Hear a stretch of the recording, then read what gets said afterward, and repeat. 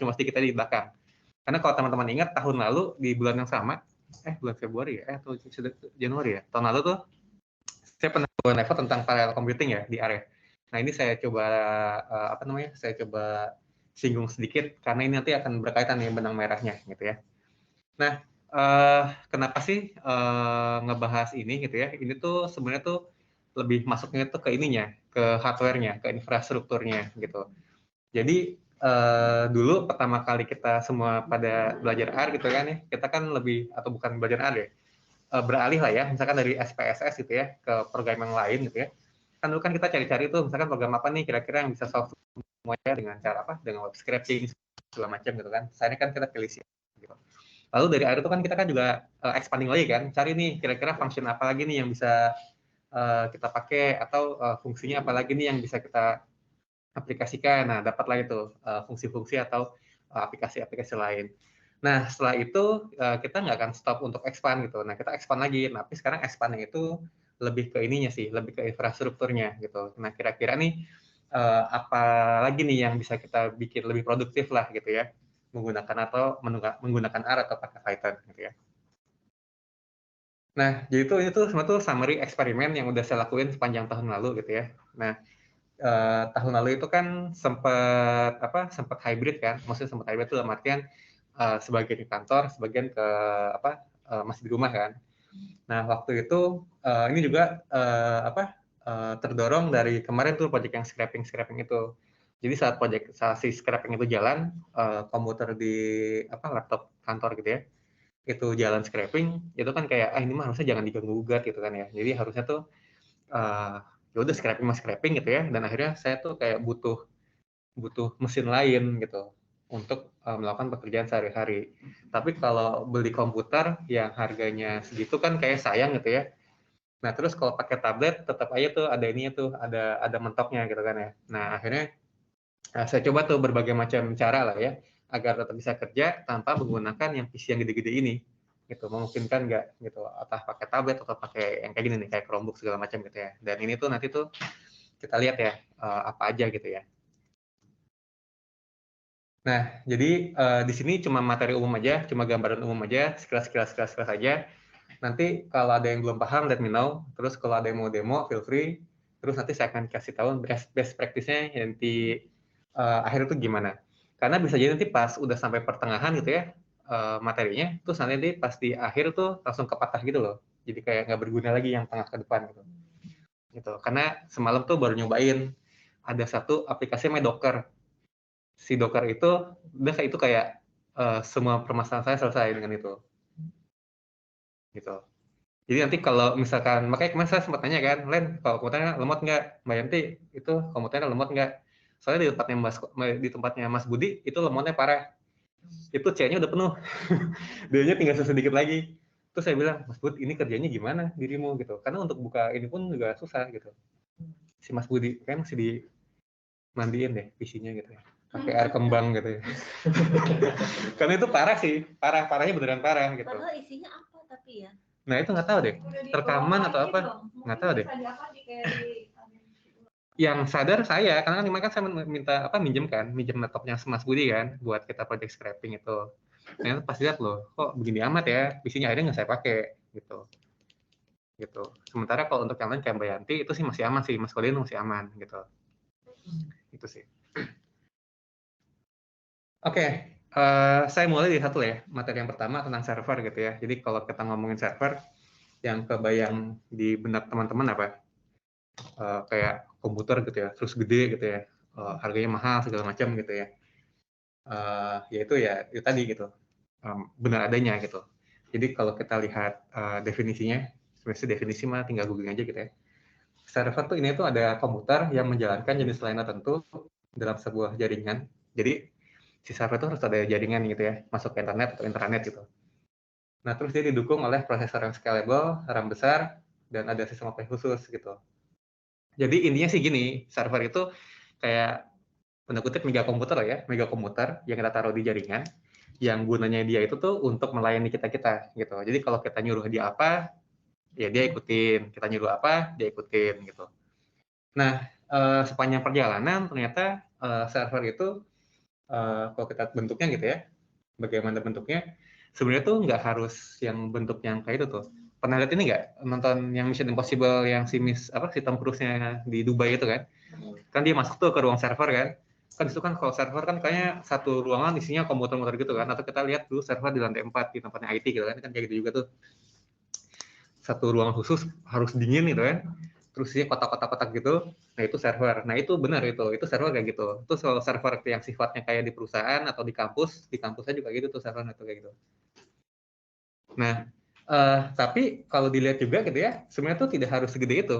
Ini kalau yang lihat yang bawah nih, ini kan Raspberry namanya, komputer kecil ya, seukuran kartu kredit. Nah, itu juga bisa di server gitu. Dulu pada saat awal pandemi gitu ya, ada satu gerakan namanya tuh apa ya, compute together atau apa gitu. Jadi yang punya Raspberry tidak digunakan di rumah itu ini, gitu gini. Jadi ada satu orang yang bikin kayak semacam library gitu ya, library buat computing, buat si Raspberry. Jadi kalau kita punya Raspberry yang tidak digunakan, kita install library itu, kita connect ke internet. Itu gunanya apa? Gunanya tuh nanti bayangkan kalau ada 100 orang yang punya komputer kecil kayak gitu, connect ke internet. Nah, itu akan jadi computing together gitu loh. Jadi kayak saling apa? Distributed computing lah. Jadi kalau misalkan saya punya 1 juta data, nanti akan dibagi ke 100 Raspberry kecil itu di seluruh dunia orang-orang itu. Gitu. Jadi menarik ya, cukup dari satu aja. Nih, cukup ya, bukan? Nah, mau ikut tapi dia nggak enak. Oh. Aku tanya dia. Oh iya, nggak apa-apa, Claire. Kalau nggak enak nggak apa-apa, nanti dikasih project. Halo Claire. Udah, beneran ya? Okay. Halo. Ikut join ya, Mas? Yo, sip, silakan. Bayar ya, Claire? Siap. Dibayar dengan project. Oh ya, project. Dibayar dengan project. Nah, terus lanjut ya. Jadi itu gitu tuh. Jadi si Raspberry itu tuh digunakan buat itu tuh, buat apa? Bikin modeling si COVID pada awal-awal itu. Gitu. Saya punya satu di rumah, tapi kemarin karena udah lama nggak kepake, akhirnya saya buang. Itu cukup powerful sih, walaupun cuma kartu kredit ya ukurannya ya, itu bisa ngerjain report media habit tahun berapa ya dulu ya, 2019 lah. Itu pakai itu ngerjainnya. Gitu. Nah, intinya tuh apa yang mau saya tekankan tuh sebenarnya tuh tidak harus mega komputer yang seperti atas gitu ya. Komputer kecil kayak gitu atau tablet gitu ya. Itu bisa kita jadiin server. Gitu, dan server. Karena intinya tuh ini aja, setiap komputer gitu ya yang terkoneksi, oh itu salah ya, typo ya. Yang terkoneksi ke dalam satu jaringan tuh berpotensi jadikan server. Jadi tidak harus yang mahal gitu ya. Yang murah pun bisa. Jadi setiap komputer kita nih yang kita colokin ke server atau connect ke jaringan itu berpotensi jadi server. Gitu. Makanya dulu ingat banget tuh waktu projectnya Sigit ya, yang produktivitas itu kan kayak saat di komputer Sigit jalan, tapi di komputer lain nggak jalan gitu kan ya. Nah, sempat ngobrol sama Sigit, kalau gitu apa kita butuh server kali ya gitu ya. Jadi alih-alih setiap orang tuh install RStudio, misalkan si klien lah ya, misalkan ada Mas Aldi, ada si Gali gitu ya, ada Mas Victor, daripada mereka install RStudio, terus kita harus ribet settingan mereka gitu kan ya. Yaudah kita pakai server aja, jadi mereka tinggal akses ke sana, terus komputasinya di sana gitu. Jadi komputer mereka tuh ibaratnya bersih lah, tidak usah install macam-macam, nggak usah setting macam-macam gitu. Nah ini nanti nih yang mau kita eksplor ke depan seperti apa.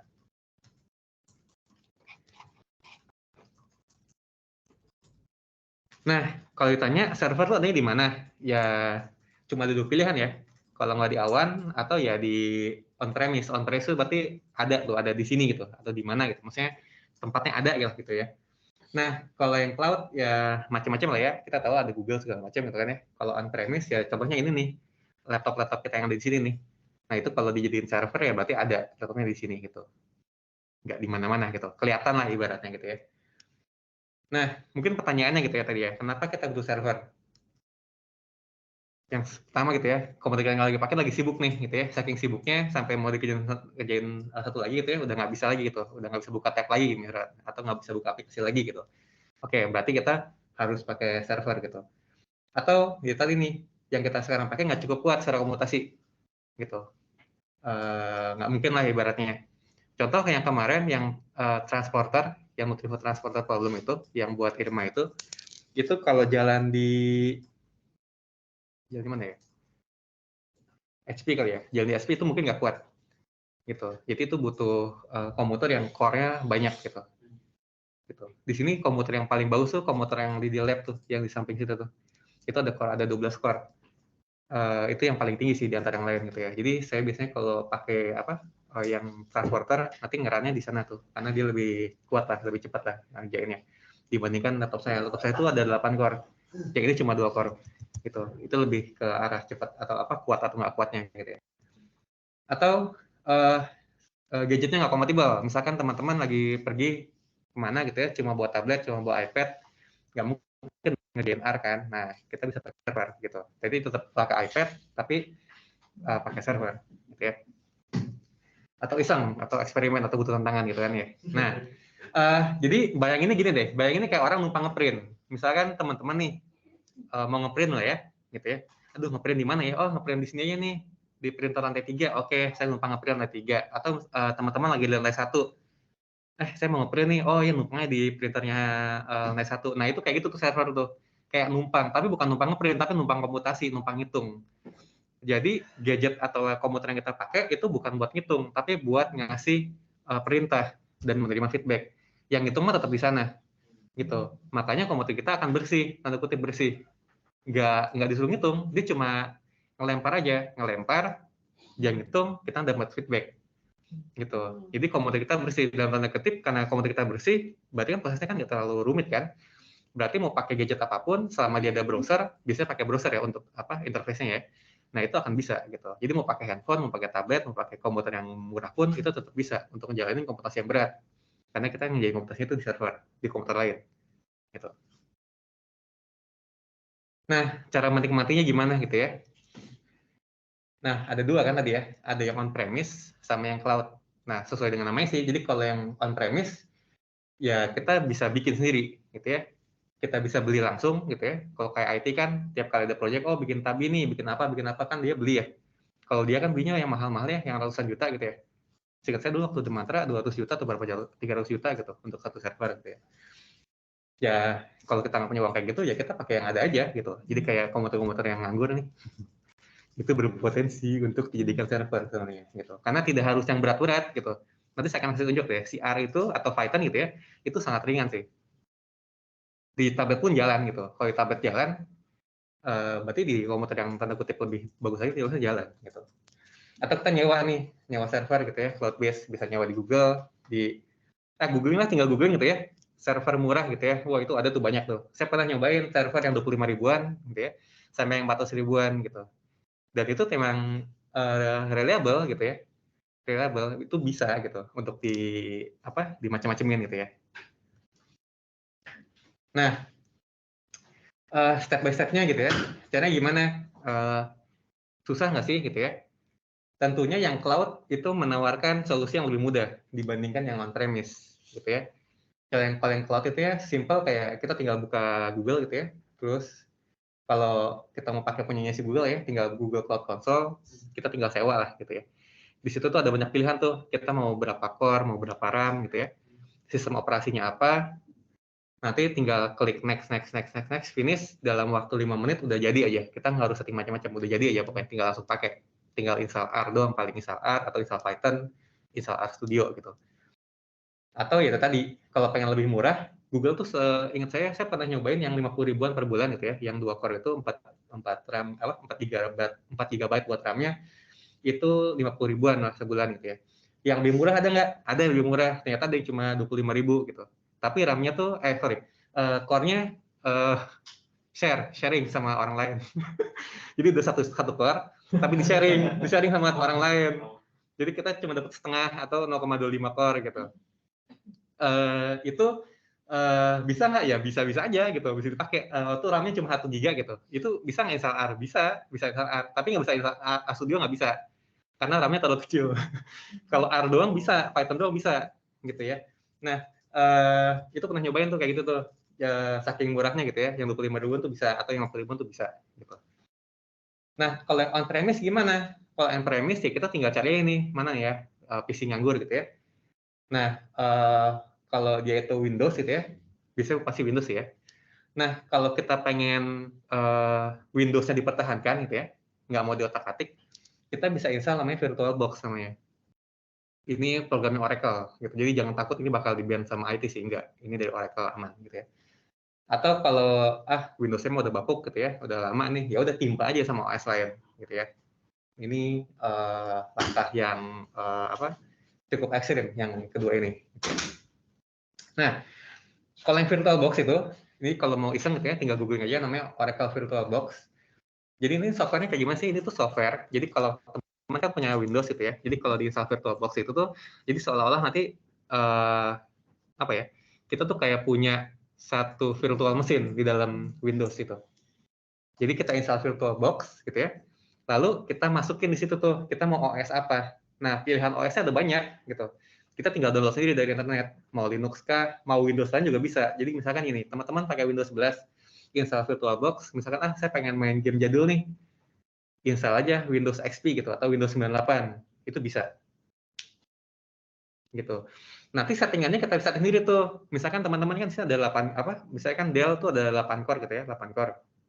RAM-nya misalkan ada 16 RAM gitu ya, 16 GB gitu. Nanti kita akan setting sendiri, kita mau berapa core, berapa RAM-nya.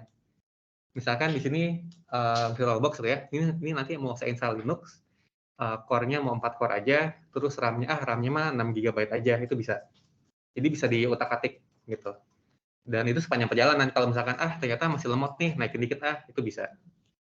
Gitu. Itu bisa.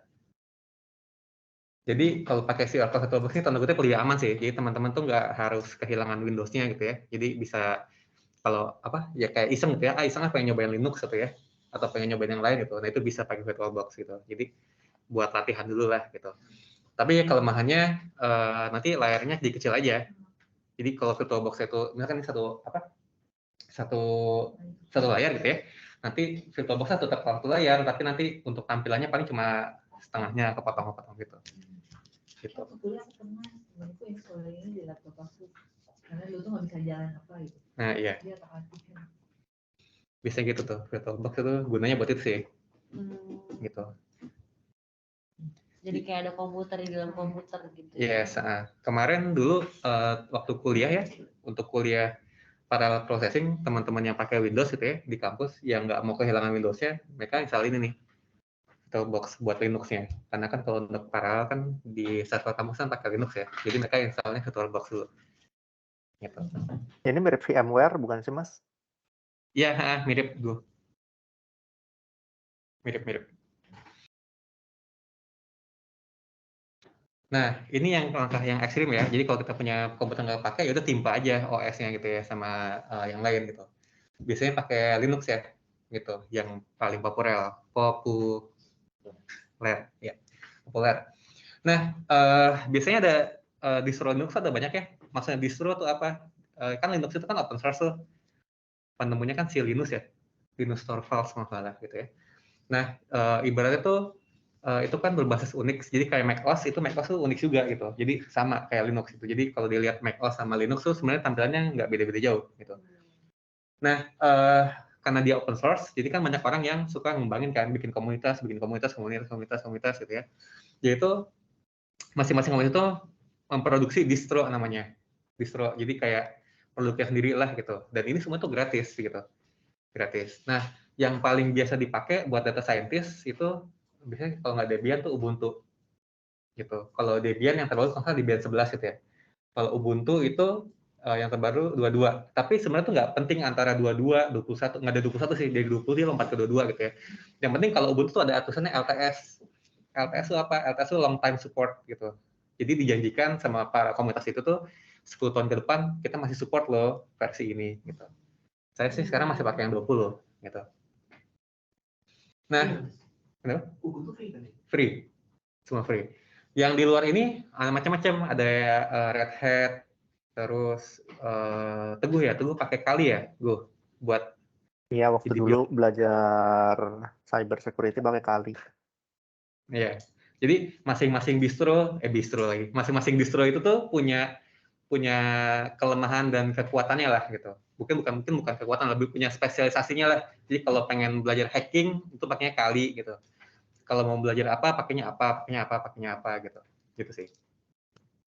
Nah, masing-masing distro distro itu tuh punya versi servernya. Tapi sebenarnya kita nggak usah install yang versi servernya, versi yang biasa aja ya kayak gini nih, nanti itu bisa jadiin server semuanya gitu. Nah, ini kalau yang Google Cloud Virtual Machine gitu ya, ini teman-teman mungkin udah pada familiar semua kan ya, pakai Google Cloud Console kan. Bisa kan kita pakai buat nge-train data segala macam ya, yang projectnya Claire kemarin gitu ya. Atau Google Vision segala macam. Nah, di sana kita juga bisa nyewa nih. Kita bisa nyewa mesin lah ibaratnya. Dan kemudahannya gitu ya. Yang seperti saya bilang tadi, kita tinggal pilih, yang dipilih tuh banyak ya. Kita bisa pilih mesinnya di mana gitu. Jadi misalkan kita mau pilih mesinnya tuh, kalau yang terdekat dari Indonesia tuh kalau nggak salah di Singapura ya. Misalnya kita pilih yang Singapura, atau misalkan ada isu green nih, kita bisa pilih yang eco juga. Eco tuh yang mungkin pendinginnya itu pakai pendingin taruhnya di dalam dalam danau gitu juga ada tuh, dalam laut itu ada. Tapi yang eco itu lebih mahal pastinya. Kalau di sih gitu. Jadi peduli amat dengan eco gitu kan ya. Pilih aja yang mana aja gitu. Pilih regionnya, pilih ozonnya. Nanti tuh pilihnya tuh kita mau yang kayak gimana. Mau yang core berapa nih? Contoh kayak ini ada 2 virtual core gitu ya, sama 4 GB memori RAM-nya gitu. Nanti untuk ROM-nya kita bisa pilih mau 10 GB, mau 20 GB, atau mau bebas, terserah kita tinggal ketik aja. Nanti harganya muncul di situ tuh, $28 per bulan. Tapi di casnya tuh bukan per bulan, di casnya itu per penggunaan. Jadi kan di situ tulisannya tuh 0,04 per jam dolar gitu ya. 0,04 itu berapa rupiah ya berarti ya? Anggaplah 5.000 lah ya. Bener ya? Saya nggak salah. Ya gitu lah. Ya 6.000 lah. Ya, Ribuan. anggap berarti 6.000 atau 7.000 per jamnya gitu. 0,04. Iya, 0,04. 600 ya? Ya, betul. Berarti 600 per jamnya. Gitu. Jadi kalau kita pakai baru akan dibayar, tapi kalau nggak dipakai kita matiin. Jangan dinyalain terus, kalau nyalain terus ya pasti akan sebesar 26. Biasanya saya gitu dulu, kalau mau pakai saya nyalain nih. Baru saya pakai, selesai saya pakai, ya udah matiin gitu. Jangan kayak sih gitu ya, nyalain terus nanti bobo jebol ya waktu itu ya. Yang pas nge-train data apa gitu, yang custom object gitu. Oh, yang barengan sama Claire, tapi Iya. Claire pakai Azure, ya pakai Yes. Google. Kan dinyala terus tuh, kena tuh, jadi gitu. Jadi kalau di Google tuh cara hematnya gitu, nyala mati gitu. Nyalanya tinggal ngeklik nyala gitu, kayak yang klik on gitu. Kalau mati ya klik off gitu. Sesimpel itu, sama kayak kita nyalain matiin ini aja, komputer aja gitu. Gitu. Dan ini kemudahannya ya, dibandingkan tadi kalau VirtualBox kan kita mesti nginstal sendiri tuh. Atau kalau kita nginstal Linux kan kita mesti nginstal sendiri. Kalau dia mah enggak, kita tinggal pilih aja. Anda tuh mau distro Linux yang mana, mau Debian apa Ubuntu atau mau yang lain gitu ya. Nanti udah kita tinggal pilih, misalkan kalau saya maunya Ubuntu versi 20 gitu ya. Tinggal klik next, dalam waktu 5 menit udah selesai, udah langsung bisa dipakai. Gitu, semudah itu. Kita nggak harus install macam-macam. Makanya itu tuh kayak quick fix sih, kalau butuh solusi yang cepat gitu ya, pakai si virtual machine ini. Dalam hitungan 10 menit itu kita udah bisa nge-running R langsung dari blank ya. Dari blank itu bisa langsung running R. Sampai ke running R studio juga bisa gitu. Tapi kalau mau tanda kutip pengen lebih ngulik yang sebelum-sebelumnya gitu ya.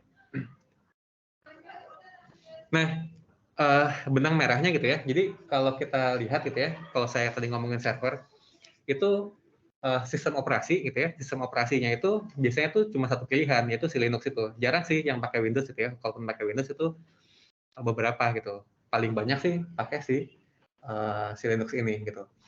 Alasannya apa? Ya tadi ya, free, open source, aman, sama ringan dan cepat gitu. Jadi kayak kalau kita punya tablet Windows pun atau telepon ya, smartphone kok tablet Windows sih, tablet Android gitu ya, atau smartphone Android, itu bisa diinstalin si Linux itu gitu, dan itu bisa jalan cepat gitu. Apalagi kalau sekarang kan smartphone sekarang kan canggih ya, core-nya banyak kan ya. Tablet saya tuh si Huawei itu kalau ada 6 core atau 8 core gitu. Nah itu kalau di running R lumayan cepat sih. Saya pernah ngebandingin antara si Huawei sama si PC gitu ya. Lumayan sih hasilnya gitu. Nggak terlalu memalukan lah ibaratnya. Ini juga berlaku untuk Python juga ya. Jadi justru bisa tuh kalau Python tuh udah otomatis kalau kita install Linux itu udah ada Python. Tapi kalau kita mau install R itu mesti diinstal lagi gitu, tambahan. Tapi kalau Python tuh udah masuk ke sini, udah jadi Jadi wajibnya lah gitu ya. Jadi wajibnya di sini. Gitu. Nah, tadi yang saya bilang tadi ya, untuk menjalankan R gitu ya, atau Python itu speknya itu tuh rendah gitu ya. Jadi cukup satu core aja gitu ya, RAM 512 itu udah bisa untuk running R gitu. Nggak harus yang macam-macam gitu ya. Ini R-nya ya, bukan RStudio ya. Yang R yang versi yang hitam putih atau yang apa, yang white itu yang Notepad itu Yang ya. basic ya, Mas. Betul. Yang bukan RStudio-nya yang apa? IDE. IDE-nya Iya, apa gitu ya. betul. Betul. Ini yang basicnya. Yang basic memang serendah itu gitu. Dan itu arsitekturnya itu nggak harus arsitektur yang 64 bit ya. Jadi kalau kayak Android nih, handphone gitu ya, tablet itu kan ARM sama kayak Raspberry. Nah, itu juga dia juga bisa gitu. Paling versinya aja. Kalau sekarang kan versi R terbaru kan 422. Nanti kalau versi ARM-nya biasanya itu masih di 366 atau 360 lah gitu, belum sampai 4 gitu. Karena kan tahu deh apa arsitektur prosesor tuh ada perbedaan di cara ngitung atau apa gitu. Jadi itu untuk mengcompile-nya biasanya suka agak telat gitu. Tapi versi 360 juga masih oke sih buat ngejar macam-macam gitu.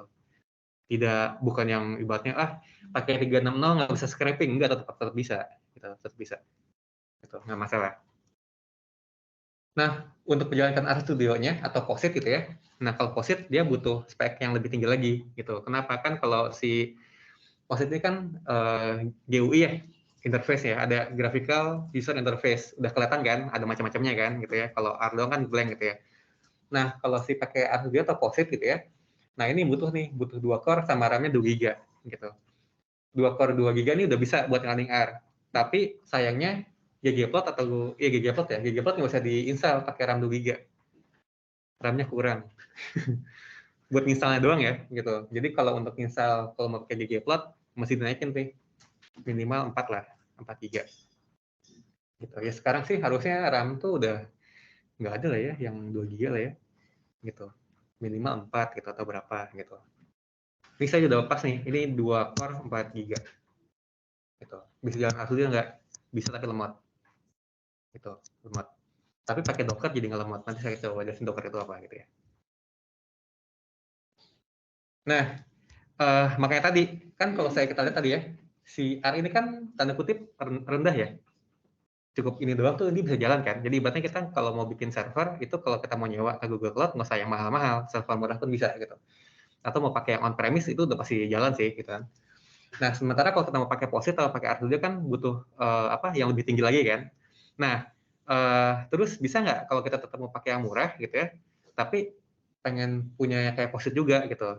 Nah, ternyata itu tadi nih, si POSIT itu kan bukan satu-satunya doang, bukan satu-satunya GUI lah untuk si R gitu. Ada macam-macam tuh. Jadi kalau POSIT itu tanda kutip memberatkan kita gitu ya, nah kita bisa menggunakan alternatif yang lain. Alternatifnya apa? Nah ini kalau kita googling lah macam-macam ya. RStudio memang paling pertama paling tinggi lah ya, karena kan kemudahan untuk macam-macamnya kan banyak tuh ya, kayak udah lengkap lah semua di sana tuh. Tapi pada kenyataannya masih banyak yang lain, ada Rattle, ada Upwork gitu ya. Saya belum pernah pakai sih yang si Rattle belum pernah pakai, tapi yang si Upwork pernah pakai gitu ya. Tapi yang si Upwork sesuai dengan namanya ya, Upwork gitu ya. Jadi kayaknya kok kurang pas gitu ya. Sesuai dengan, makanya kalau kasih nama tuh yang bagus gitu ya. Iya, Jangan kasih nama yang kayak gini ya. gitu ya. Saya pernah pakai ya si Upwork kok aneh ya, kok apa ya gitu. Kayak kurang apa ya, kayak kurang sreg gitu. Kan kalau si RStudio itu kan pengembangnya pengembang gede gitu ya. Pengembang besar gitu ya. Dananya banyak segala macam walaupun free ya, tapi dia tuh memang udah banyak tuh dananya segala macam. Tapi kalau kayak Retro segala macam ini kan komunitas-komunitas, jadi suka mereka aja. Kadang kalau ada bugs suka lama atau kadang apa update-nya masih kurang ini gitu ya. Nah makanya itu sebenarnya tuh ada yang lain juga sebenarnya. Nah ini ada yang pernah dengar nggak Visual Studio Code? Yang bikin siapa ini? Microsoft. Microsoft bikin ini. Jadi itu ini juga menarik nih. Kemarin pas di komunitas R gitu ya, ada yang dengan gaya saya udah nggak pakai RStudio lagi gitu. Saya pakainya ini Visual Studio Code. Wih gaya nih apaan gitu ya. Nah terus coba cari tahu, ternyata si Visual Studio Code ini cukup menarik juga sih gitu. Ini ringan, lebih ringan dibanding RStudio gitu. Ini ringan. Dan ini kadang-kadangnya kita nggak harus install ini, nggak harus install gitu. Bisa jalan pakai yang online, jadi mirip kayak Google Colab gitu ya, online. Dan itu beneran ringan. Saya sekarang kalau mau nulis blog ya, saya pakai ini, karena saya nggak harus install, gitu. Jadi ini ya. Jadi dia buatannya si Microsoft. Jadi tuh kayak dia tuh semacam GUI gitu ya, graphical user interface, buat semua programming language yang ada di dunia gitu. Jadi nggak cuma R sama Python gitu ya. Yang lain tuh apa ya? Kayak C++ atau Go language dan lain sebagainya tuh ada banyak gitu. Jadi itu cuma tampilan doang. Tampilan doang, bahasanya mau apa segala macam itu terserah. Kalian tinggal pilih gitu. Jadi intinya apapun bahasanya, ngodingnya di sana gitu. Nah, maka ini tanda kutip, saya pernah nyobain nih bangsa berapa bulan gitu ya, oh ternyata menarik juga gitu. Nah, ini deh, ada plus minusnya tadi ya. Nah, tadi yang saya bilang ya, dia tuh sangat ringan. Kenapa? Kan kalau si R itu kan ada compiler itu si R-nya kan, mesinnya kan si R-nya. Ada GUI-nya kan, kalau kita lain GUI-nya kan RStudio gitu. Jadi ada R-nya, ada RStudio-nya. RStudio kan buat tampilan doang kan. Nah, si Visual Studio Code tuh hanya GUI-nya aja gitu. Dan GUI-nya itu sangat-sangat ringan. Jadi compilernya udah ringan, GUI-nya juga ringan. Jadilah ringan gitu. Terus kalau kita punya akun GitHub gitu ya, jadi gini, si Microsoft itu kan dia punya macam-macam tuh, dia punya Azure kan, dia punya Visual Studio Code, dan GitHub pun dibeli sama dia. Gitu. Jadi udah punyanya si Microsoft sekarang. Jadi sekarang kita bisa auto connect ke GitHub dengan mudah gitu. Jadi kayak commit pull push itu lebih enak gitu. Jadi udah terintegrated lah gitu. Nah, kita bisa install ke local drive atau ke cloud base gitu ya. Gitu. Sebenarnya nggak harus install ke local drive sih, ke cloud juga bisa gitu ya. Dan ini kalau untuk menikmatinya via cloud gitu ya, ini teman-teman bisa coba sekarang sih. Coba ya buka tuh vscode.dev gitu. Itu langsung keluar tuh tampilannya gitu tanpa harus install. Tapi masalahnya kalau untuk versi online-nya ini, si R-nya itu belum ada compilernya. Tidak ada compiler online. Jadi kalau kita mau pakai si vscode.dev ini, kita bisa buka tampilannya, tapi kita nggak bisa ngoding R di sana. Ngodingnya bisa ya, tapi nggak bisa di running. Gitu, nggak bisa di running. Kalau Python ada. Kalau Python tuh dia bilang ada nih, dia udah ada compilernya. Jadi buat teman-teman yang pakai Python ya, Timo atau Steven gitu ya, kalau pengen iseng bisa coba di sini nih. Kalau di sana Python udah ada compilernya. Tapi si Microsoft berjanji sih, ke depannya bakal ada compilernya si R. Karena kan si Microsoft kan punya repository sendiri ya, Microsoft R Archive Network ya, MERAN gitu ya. Kan kita kan sementara kan kita pakai Ceran kan ya, Ceran. Microsoft punya MRAN. Kedepannya bisa jadi nanti si R ada compilernya juga di sini, gitu. Jadi itu ya, cara pertama tuh itu bisa pakai VS Code.dev atau pakai GitHub Codespace. Nah ini saya udah mention di sini ada namanya GitHub Codespace gitu ya. Nanti saya akan coba jelasin GitHub Codespace itu apa. Atau ini nih, yang ketiga ya kita install aja ke cloud server, gitu ya. Jadi kayak install ke server atau komputer yang di jaringan, terus kita tinggal nikmati rame-rame gitu ya, itu juga bisa. Gitu. Nah, kelebihannya apa dibandingkan si POSIT atau RStudio Server? Jadi kalau di RStudio Server gitu kita harus setting firewall gitu. Setting firewall kan lumayan ribet ya. Apalagi kan ibaratnya kita harus menurunkan firewallnya kan. Jadi ibaratnya keamanannya diturunkan gitu kan, biar si POSIT-nya bisa diakses sama orang luar. Tapi kalau si Visual Studio Code kita nggak harus setting firewall, install langsung jalan gitu, langsung bisa di apa ibaratnya misalkan servernya komputer Edi nih, habis saya install, saya langsung bisa akses dari komputer saya gitu, tidak harus tanpa setting firewall, tapi kamu tetap aman karena kita pakai ini nih teknologinya ada namanya ya reverse SSH tunnel gitu, jadi kayak pakai terowongan itulah ibaratnya. Jadi lebih apa ya, saya lebih suka kemarin pakai ini tuh karena itu tadi lebih cepat aja dibandingkan. Jadi kalau misalkan tadi ya saya bilang kan saya install saya saya nyewa Google Cloud Console nih ya, nyewa server. Kalau saya pakai waktu gitu ya, installin RStudio sama installin Visual Studio Code itu lebih cepat gitu, Visual Studio Code ini dalam waktu 5 menit udah selesai. Kalau si RStudio itu mungkin butuh 10 menitan karena setting firewall segala macam, itu kan ribet tuh setting firewallnya. Kalau ini lebih cepat sih, 5 menit bisa selesai, langsung bisa komputasi semuanya gitu. Nah, tapi kelemahannya apa? Ya mungkin tampilannya ya kali ya. Tampilannya kalau udah pernah lihat ya tadi ya, udah dibuka kan. Tampilannya ya kayak gitu beda dengan POSIT. Terus untuk menuliskan R Markdown juga tampilannya beda gitu. Tapi kalau kita compile nanti hasilnya sama gitu. Jangan takut, semua hasilnya sama kok. Gitu. Ini tampilannya kayak gini nih. Ini tampilan awalnya ya. Kayak gini. Ini yang ini nih tabnya si GitHub nih. Jadi kalau nanti mau ini gitu ya. Atau ini kalau kita mau connectin ke repository bisa di sini Nah kayak gini nih.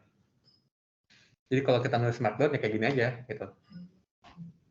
Tampilannya beda kan, tapi nanti kalau pasti kompilasi sama isinya gitu. Nanti kalau kita nulis R-nya ya kayak gini.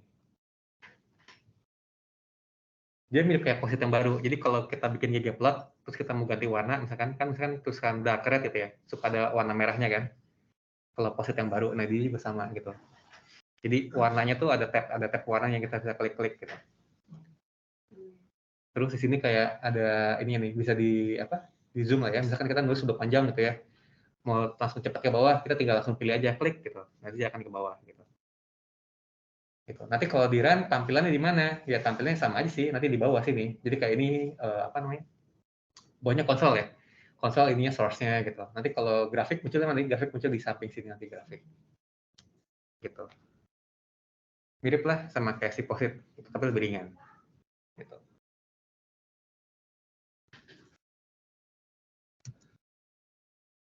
Nah, tadi kan saya nyebutin ya tentang GitHub Codespace gitu ya. Jadi si GitHub Codespace ini tuh apa sih gitu ya? Nah, tadi kan saya bilang ya, Microsoft kan dia mengakuisisi GitHub gitu ya. Nah, jadi kalau teman-teman tahu ya kan kalau Google kan punya environment sendiri tuh. Jadi kalau misalkan, saya lagi malas gitu ya, install R gitu, atau misalkan pakai laptop ini nih, ini kan nggak mungkin ya install R gitu ya. Jadi saya tinggal buka Google Colab ya. Google Colab. Nah, kita bisa melakukan computing di sana kan, di cloud-nya si Google. Nah, si Microsoft juga nggak mau kalah gitu. Dia juga pengen punya hal itu. Tapi pengen lebih advance. Kenapa? Kalau Google Colab kan cuma support 2 bahasa ya. Kalau nggak Python, R kan. Nah, dia pengen, itu tadi, dia punya computing environment gitu ya. Tapi bisa untuk semua bahasa. Makanya dia gabungin tuh antara GitHub gitu ya, sama si VS Code. Jadi, dia punya Azure kan buat AI-nya gitu ya. GitHub tuh jadi wadahnya, Codespace tuh mesinnya, VS Code tuh GUI-nya gitu. Jadi ibaratnya kalau kita punya akun GitHub gitu ya, akun GitHub kita aktifkan Codespace gitu ya, kita bisa ngoding R di sana.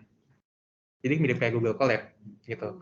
Nggak cuma R, tapi ya semua bahasa yang tadi gitu. Itu bisa langsung connect ke sana.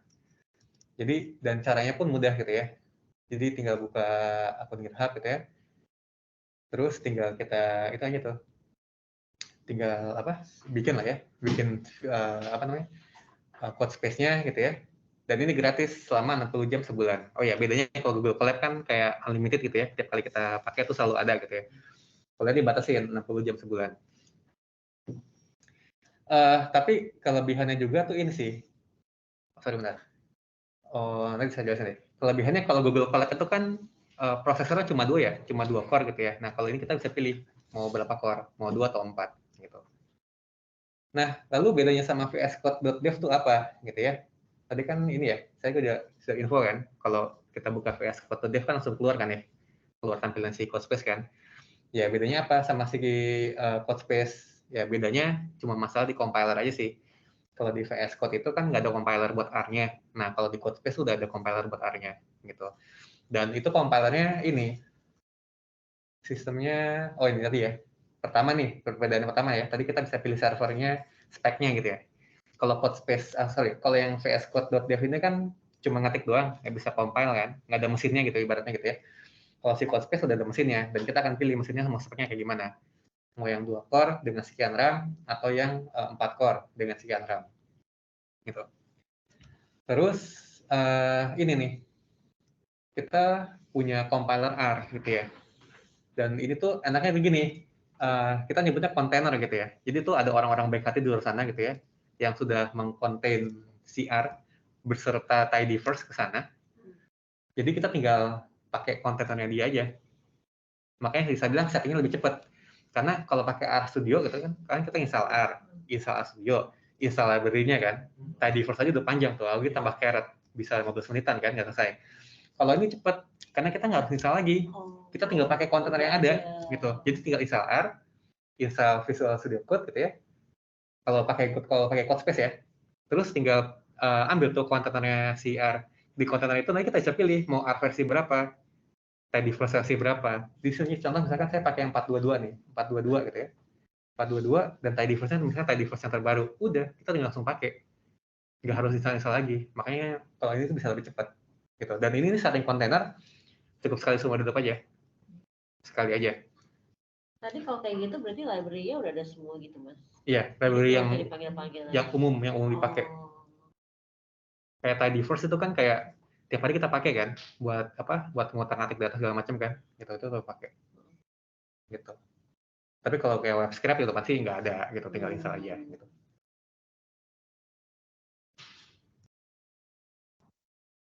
Tadi kalau yang Carrot buat apa, Mas? Carrot buat machine learning. Bikin model. Nah, di balik semua kemewahan itu tanda kutip gitu ya, pasti nggak mungkin dong ada kelemahannya gitu kan ya. Nah, kelemahannya di sini doang nih tadi nih. Kita dapat, ternyata 120 jam ya. 120 jam komputasi selama sebulan. Dan kita juga dikasih batasan storage ya. Storage-nya 15 GB per bulan. Dan ngitung storage-nya ini cukup curang sih menurut saya. Kalau buat anak tapi ternyata dia storage-nya curang ya menurut saya. Itu saya kira kan ini storage-nya storage lokal kan. Jadi kayak 15 GB harusnya contoh deh misalkan gini, kemarin saya cobain untuk si Google Maps Scraper gitu ya. Projectnya kita itu kan saya taruh di repository di GitHub. Itu ukurannya itu nggak nyampe 1 GB. Paling ukurannya 500 atau 600 megabyte lah ibaratnya gitu ya. Itu kan aman tuh. Ya harusnya tuh selama sebulan nggak akan lebih dong. Ternyata saya lihat tuh, misalkan hari pertama 0,6 GB kena gitu ya. Terus hari kedua 1,2, hari ketiga 1,8. Ternyata tuh cara ngitungnya itu tuh kumulatif. Jadi kalau teman-teman punya satu repository berukuran 1 GB, ini kita bisa langsung habis di hari ke-15. Jadi dia ngitungnya kumulatif. Jadi hari itu kamu pakai 1 GB. Besoknya ya yang kemarin sama yang sekarang. Di 2 GB. Hari ketiga 3 GB. Ya itu satu. Jadi sampai hari ke-15 sudah habis. Gitu. Itu alasannya kenapa kemarin pas mau level di bulan-bulan yang lalu tuh saya undur. Kenapa? Jadi saya udah habis itu. Tadi mau demo kan. Loh, kok udah habis? udah habis itu. Ternyata cara ngitungnya gitu. Dia pakai kayak kumulatif gitu. Nah, ini cara ngakalinnya gimana? Kalau mau ngakalin ya, bisa dengan cara kekeluargaan gitu ya. Jadi kita bayar aja ke dia gitu ya. Saya lupa deh berapa dolar gitu per 1 giga gitu. Kayak sih murah sih. Kayaknya murah gitu. Nggak terlalu mahal lah ibaratnya. Kalau untuk pengembang besar gitu ya, itu harusnya sih ini masih oke lah, masih cengli lah ibaratnya gitu ya. Tapi kalau mau yang lebih ini lagi ya itu tadi kita bisa pakai akun GitHub for Student gitu. Jadi pakai akun mahasiswa nanti dapat gratisannya lebih banyak sih. Gitu.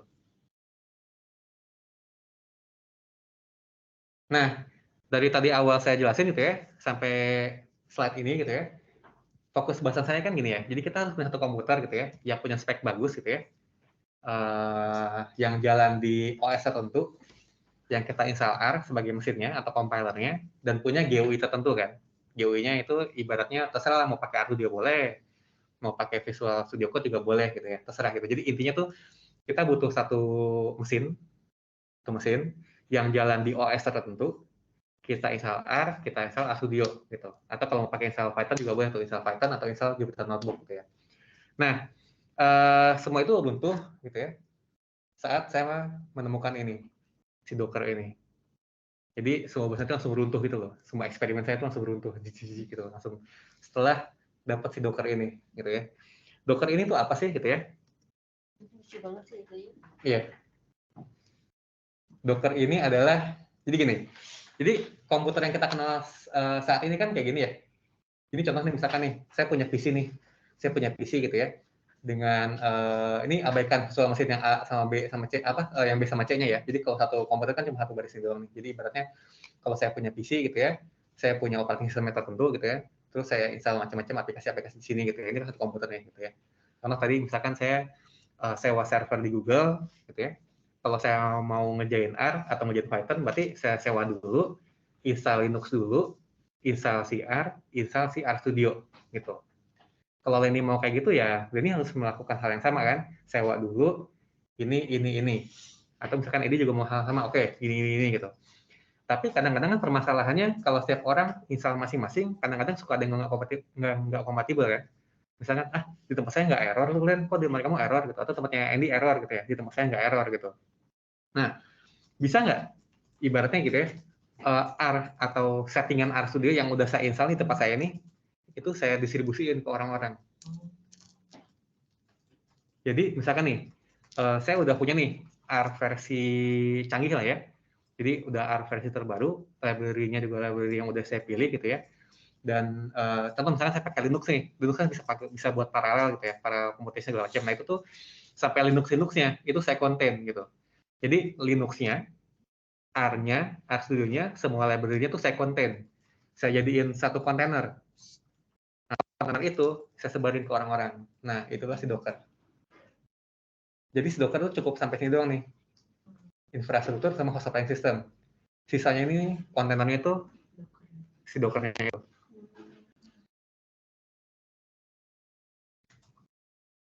Nah, contoh kayak gini, misalkan kita pengen gunain nih RStudio di komputer Anda gitu ya. Nah, yang biasa kita lakukan kan kita install ya, install R sama install RStudio-nya kan, gitu ya. Nah, jadi alih-alih kita installnya ke sana gitu ya, ke komputer, kita installnya ke Docker, gitu. Nah, ini semalam saya udah nyobain ya, dan ternyata ini menarik sih. Jadi ada orang-orang baik hati di luar sana gitu ya, yang udah punya kontainernya. Jadi kalau untuk R gitu ya, itu namanya Rocker. Di Rocker tuh ada banyak tuh, ada yang buat Shiny. Jadi kalau Shiny nih, kemarin tau deh, Ucup ikut nggak ya? Kemarin saya undang sih. Misalkan kita udah bikin Shiny, terus Shiny itu terlalu gede, jadi nggak mungkin kita taruh di Shiny server gitu ya. Kan Shiny server berapa sih itunya?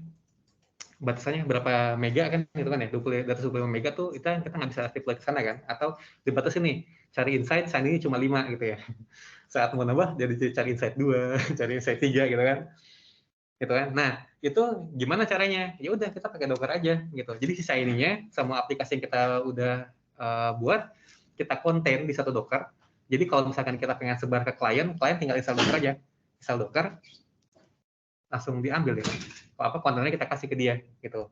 Jadi dia nggak harus install R, cukup install Docker, nanti dia langsung bisa running gitu. Berarti ini bisa buat kayak otomasi, terus kayak yang si productivity gitu-gitu. Bisa. Jadi dalam artian itu tadi kita bisa embed juga ke sana tuh script-scriptnya segala macam. Jadi user tuh nggak harus install sekarang. Jadi komputernya lebih clean, lebih bersih gitu. Tinggal plug and play aja gitu. Tinggal plug and play. Selesai deh gitu. Jadi ini juga lebih cepat. Ini prosesnya jauh lebih cepat. Jadi ibaratnya untuk instalasi, kan kalau instalasi R kan lumayan, R lebih cepat kali ya, R itu kan cepat gitu ya. Tapi yang lama kan library. Nah, ini dengan ini bisa dia lebih cepat. Dan tadi ya, karena kontainernya itu juga apa, si OS kontainernya itu juga diambil gitu ya. Jadi kelebihannya itu, jadi Ubuntu-nya, misalkan semalam saya mengcompile si R gitu ya, pakai Ubuntu gitu ya. Nah, Ubuntu-nya juga ikutan masuk gitu.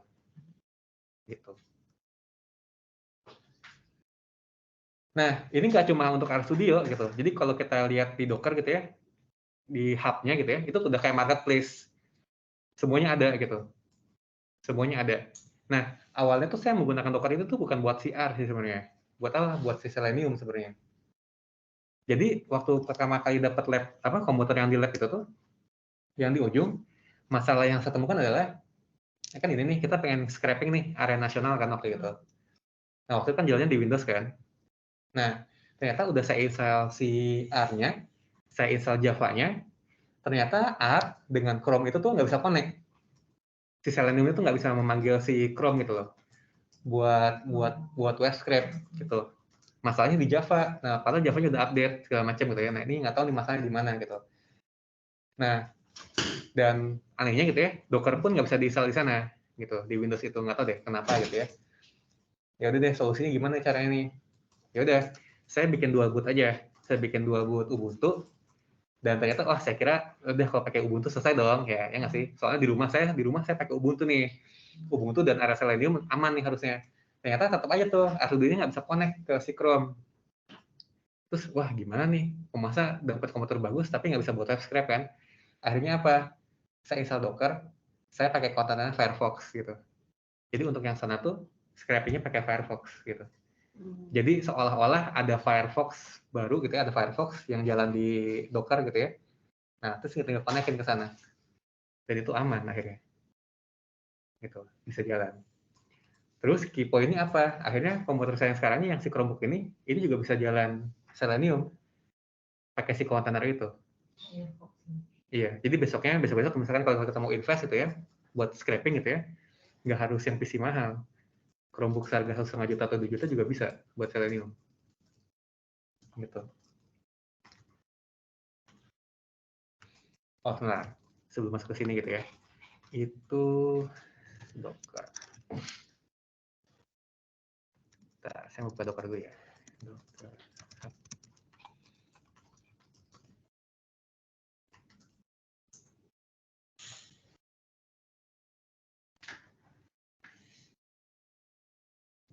Bentar, saya close ini dulu ya.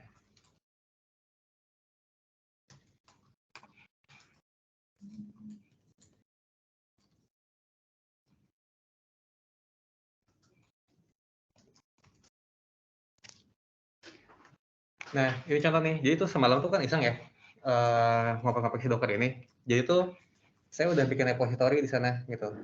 Jadi kalau kedepannya gitu ya, kalau saya nanti dapat laptop baru gitu ya, atau pakai apa namanya, entah itu laptop atau PC gitu ya. Jadi alih-alih nanti akan saya install R sama RStudio, saya cukup install Docker, lalu saya gini aja nih. Sorry, ini bukan push, ini full gitu ya. Tinggal Docker pull, terus Docker run. Jadi ini tuh isinya tuh adalah RStudio yang udah saya embed sama library saya semua. Selama ini kan tiap kali saya ganti laptop kan mesti install R dulu, install RStudio, gitu, install library, kan udah lama tuh. Nah, kalau ini ibaratnya tuh saya udah mengkonten tuh. Saya udah mengkonten si R-nya, sama Ubuntu-nya, sama library-nya, sama segala macam. Jadi besok-besok saya tinggal full, terus tinggal di run. Gitu. Ini apa, maskapnya tuh lucu banget. Gitu. Jadi nanti kalau ada yang mau cobain ya, silakan aja ya nanti ya. Install aja Docker di PC-nya masing-masing, terus tinggal di pull atau tinggal di run. Nanti bisa itu kalau udah install Docker gitu ya. Nanti ada itu tinggal di search aja nanti di ininya, di sininya. Gitu. Cari aja misalkan ada pricing-nya, Mas. Oh, iya, itu mah nggak usah diabaikannya mah. Ini open source sih sebenarnya. Nah, tinggal di ini nih. Ibaratnya tinggal di pull sama aja. Terus yang kemarin kamu bilang kamu mati bisa jalan lagi udah berhasil? Oh, jalan berhasil. Nah nih, nanti tinggal di pull, lalu tinggal di run. Selesai. Gitu. Semua installannya otomatis lah ibaratnya.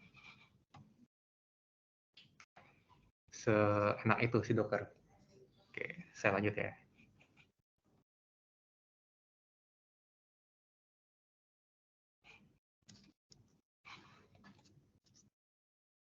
Nah, terus saya sambungin ke sini nih, ke parallel computing gitu ya.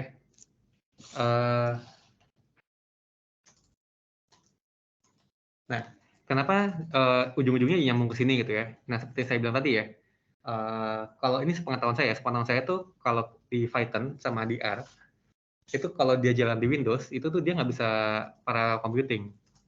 Parallel computing itu apa sih? Ibaratnya gini deh, ini kan kita punya kita ngantri lah di bank gitu ya, di bank. Ada 5 teller, tapi yang buka cuma satu. Yang empatnya ngaso, yang lagi nonton Netflix, lagi makan, lagi ngapain, lagi chatting segala macam gitu kan ya. Yang buka cuma satu. Nah itu tuh yang selama ini dikerjakan di Windows tuh kayak gitu. Jadi teman-teman kan punya komputer tuh canggih-canggih tuh 8 core, 12 core segala macam kan. Ibaratnya ada 8 teller, tapi yang buka cuma satu. Yang lain ngapain? Yang ngerjain yang lain. Kan Windows tuh banyak tetek-tekniknya kan. Gitu ya itu tuh ngerjain yang lain. Jadi cuma yang buka cuma satu. Gitu. Sementara kedepannya itu bisa jadi sekarang udah mulai macam-macam tuh. Data kan udah makin banyak segala macam kan. Kalau saya sih kemarin ngerasa gitu. Nggak bisa nih kalau pakai serial atau sekuensial. Jadi kayak gini nih saya bilang lainnya. Jadi setiap perintah yang kita berikan gitu ya di Windows itu berjalan secara serial. Serial kayak gini nih.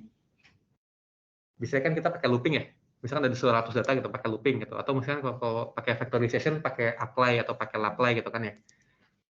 Nah, kalau paralel kayak gini nih. Jadi tadi misalkan ada 8 teller gitu ya. Ya udah beneran buka 88-nya. Jadi kalau ada 80 orang masuk, satu teller ngerjain 10 nasabah gitu. Nah, itu tadi kalau sepengetahuan saya itu tuh nggak bisa jalan di Windows gitu. Jadi memang harus jalannya di Linux gitu. Makanya tadi saya bilang kalau suatu saat nanti butuh paralel gitu ya, tanpa harus install Linux gitu ya, pakai Docker aja, pakai Docker, terus pakai library saya atau pakai library-nya si Rocker tadi, harusnya bisa jalan sih. Karena dia udah mengkontensi Ubuntu-nya gitu. Dan nanti makanya saya bilang ya, infrastruktur gitu ya. Nah itu juga harus tadi tuh. Kalau nggak mau pakai Linux ya pakai Docker aja langsung gitu ya. Terus perbedaan cara modding nih. Yang tadinya pakai looping gitu ya. Nah itu ganti sekarang pakai factorization, pakai lapply atau pakai apply gitu. Tapi kalau pakai apply sama lapply itu namanya tuh ini embarrassingly parallel. Seolah-olah paralel tapi tetap aja yang kerja cuma satu core. Kalau mau pakai banyak core, pakai library-nya ini paralel. Gitu. Ini beneran paralel. Jadi kalau kita punya 1000 data, punya 10 core, masing-masing core nanti akan ngerjain 1000 data sih. Dan itu akan lebih cepat sih. Gitu. Kalau si R sih lebih simpel ya. Kalau Python kemarin sih pas kuliah lumayan ribet sih. Salah satu apa ya nyebutnya ya, framework ya. Salah satu framework tuh namanya tuh MDPI. Jadi kita harus install dulu MDPI-nya ke Linux, baru install MDPI-nya tuh ke Pi-nya, baru nanti diinin. Kelebihannya apa? Kalau di Python tuh ini lebih customize dalam artian kita sendiri yang akan nentuin sistem paralelnya gimana. Misalnya ada 5 core nih, masing-masing mau berapa, masing-masing mau kayak gimana. Nah itu kita sendiri yang ngoding. Kalau CR tanda kutip lebih otomatis sih. Dalam artian ya kita nggak harus ribetin berapa masuk ke berapa atau siapa masuk ke siapa gitu ya. Gitu sih. Nah yang penting saya bilang ya, gitu. Jadi kalau kita punya data yang banyak gitu ya, terus runtime-nya udah mulai kewalahan gitu ya, kita ganti serialnya, kita ubah lah ya dengan factorization. Terus ternyata kalau itu masih butuh yang multi-core, ya kita pakai server atau pakai Docker itu ya, untuk ngejalanin si parallel processing-nya. Gitu. Oh sorry. Nah ini pasti slide terakhir gitu ya. Jadi intinya sih sekarang komputasi bisa dijalankan di mana aja gitu ya, selama ada internet ya, dan ada browser gitu ya, maupun device-nya kayak gitu. Jadi nggak ada lagi keterbatasan, tidak ada alasan keterbatasan spek komputer gitu ya. Dan ini nih untuk data yang sangat banyak, kalau bisa nanti kalau apa ya, yaitu kita mulai ke paralel gitu. Karena ini akan jauh lebih cepat sih ngerjainnya gitu. Paling sih itu sih materinya pas ya jam 11 lewat dikit ya. Sekarang feel free sih kalau ada yang mau nanya barangkali yang dari Teams.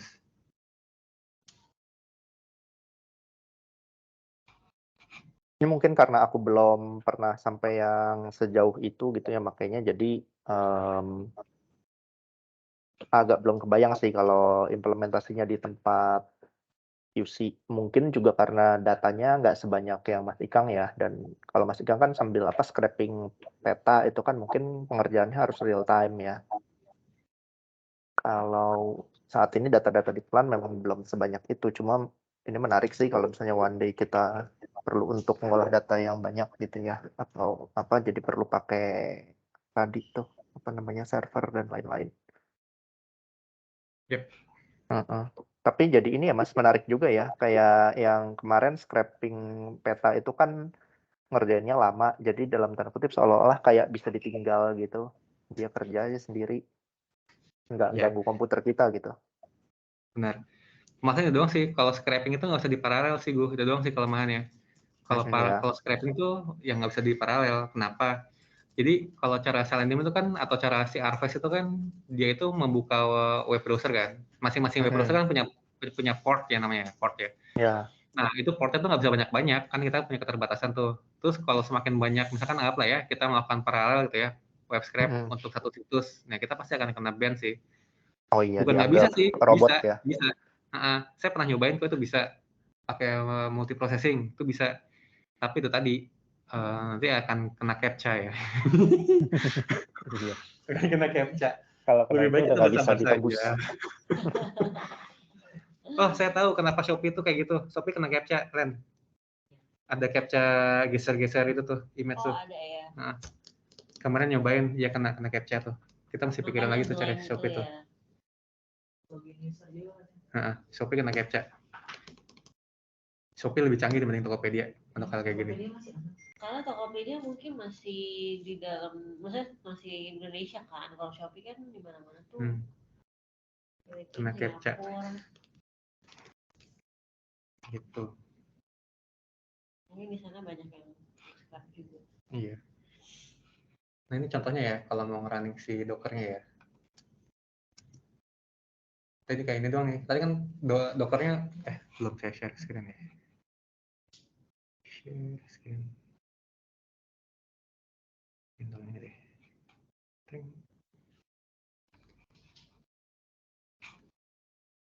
Jadi tuh si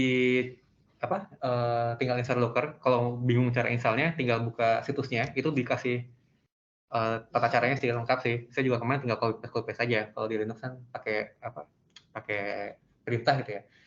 Copy paste. Terus nanti tinggal di Docker tadi ya, Docker pull gitu ya. Docker pull yang ini nih repositorinya gitu ya. Nanti kalau udah tinggal di Docker kan gitu ya. Nah ini username-nya sama password-nya kita sendiri yang akan setting gitu. Karena kan sistemnya tuh server ya. Jadi kalau multiple user juga bisa gitu. Mau berapa user atau berapa ini juga bisa gitu. Nanti kalau di run, nah berarti kayak ini udah jalan nih gitu ya. Tinggal buka ini aja deh di sini. Localhost 888. Jadi deh. Atau saya bisa ini. Bisa RStudio. Padahal secara spek ini nggak mungkin pakai Chromebook. Tapi ini sekarang bisa.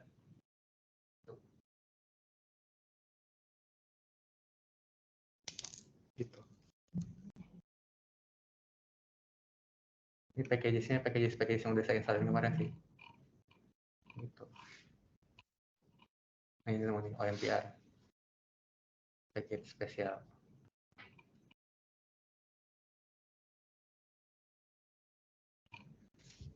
Gitu sih. Ini solusi yang paling asik sekarang. Kalau ganti-ganti gadget tinggal pakai ini sekarang. Nggak harus macam-macam. Gitu sih. Paling itu sih kalau dari saya hari ini. Ya itu tadi, maksudnya ini buat ini aja, buat apa namanya? Buat kawasan kan ya. Ini tuh bisa kayak gini. Ya kita nggak pernah tahu nanti kedepannya bakal pakainya gimana. Itu sih. Setidaknya kita udah pernah exploring sih. Paling itu sih yang di tim. Ada pertanyaan? Nggak ada? Aku enggak, Mas. Oke. Kalau gitu, saya tutup ya. Ya. Thank you ya semuanya. Terima kasih. Itu Claire mau nanya kayaknya, Mas.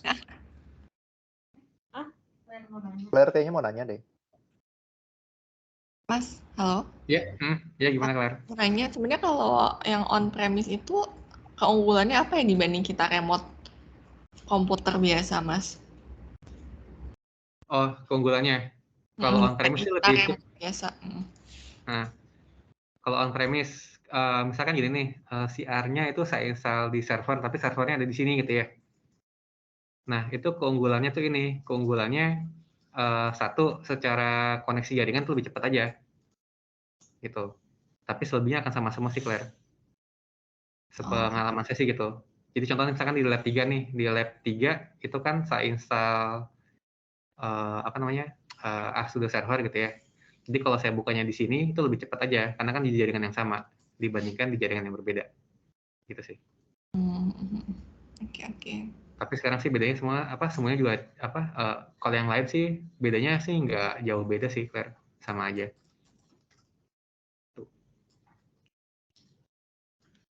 Oke, makasih, Mas. Oke, kalau gitu saya close ya. Thank you ya semuanya ya. Thank you, Mas. Thank you.